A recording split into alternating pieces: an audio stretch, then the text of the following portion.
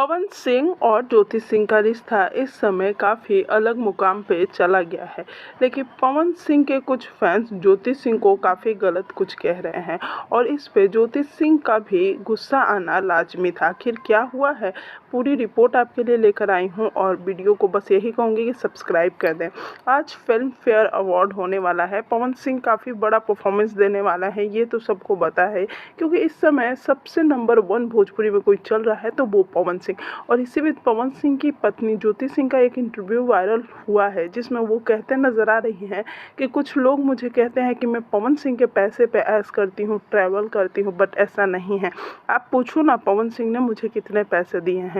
और इसके बाद आकांक्षा पुरी के साथ पवन सिंह जी का गाना आना कहीं ना कहीं बहुत सारे ट्विस्ट एंड टर्न ला रहा है। अब इस पे ज्योति सिंह कुछ कहेंगी या कुछ पोस्ट आएगा तो समय ही बताएगा। लेकिन ज्योति सिंह ने काफ़ी गुस्से में पवन सिंह के कुछ फैंस को रिप्लाई दिया। अब इस रिप्लाई का क्या नतीजा होगा ये तो हमें नहीं पता है, लेकिन आज फिल्म फेयर है तो आप लोग तैयार रहे पवन सिंह जी के धमाके के लिए।